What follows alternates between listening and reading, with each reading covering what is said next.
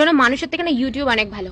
অল্প কিছু লিখলেই পুরো মনের কথা বুঝে যায়। সবসময় বলি ধৈর্য ধরো, চুপচাপ থাকো, শেষে দেখবা দোষটা তোমারই হবে। মানুষকে ভালোবাসা না, বাস দিতে শেখো, তাহলে দেখবা সারা জীবন তোমাকে মনে রাখবে। আমি 99% জানি যে অনেক লোক আমাকে পছন্দ করে না, কিন্তু বিশ্বাস করো আমি 100% শিওর যে তাতে আমার কিছু যায় আসে না। ট্রু কলার না, আমার মনে হয় আমাদের ট্রু কালার একটা দরকার, যেখানে মানুষের আসল রূপটা দেখা যায়। শোনো, আজকে তুমি যার ফরএভার, কালকে তার হোয়াট এভারও হয়ে যেতে পারো। মাঝে মাঝে লোকের কথায় এগ্রি করতে হয় যাতে ওদের ভাট বকা বন্ধ হয়। আমার জীবনের সমস্যাটা কি বলতো? সবাই ভাবে আমি গরিব, কিন্তু না, আমি গরিব না, আমি ভিখারি। পকেট আমার গরিবের, এদিকে পছন্দ রুচি এগুলো আবার বড় লোকের। যখন ছোট ছিলাম জানি না কেন ঘুমটাকে আমার পানিশমেন্ট বলে মনে হতো, কিন্তু এখন তো ঘুমটাকে আমার কেউ ভ্যাকেশন ভাইবস আসে। লোকে জানি না কিভাবে প্রবলেম হ্যান্ডেল করে, বাট আমি তো ঘুমাই পড়ি। আমি হচ্ছে এরকম পাবলিক যে সারা সপ্তাহ উইকেন্ডের জন্য অপেক্ষা করি, লাফালাফি করি যে কবে উইকেন্ড আসবে, কবে উইকেন্ড আসবে। কিন্তু ফাইনালি যখন উইকেন্ড আসে তখন আমি বুঝে পাই যে কি করবো, কি করা উচিত। যখন আমার অফিস থাকে তখন আমার চোখ ভাঙ্গে ঘুম আসে, কিন্তু উইকেন্ডের দিন আমি সকাল 5টার থেকে ড্যাব ড্যাব করে তাকায় থাকি, তখন আমার আর কোনো ঘুম আসে না। যখন ছোট ছিলাম তখন ফিউচার নিয়ে আমার কত পরিকল্পনা ছিল, এই হবো সেই হবো।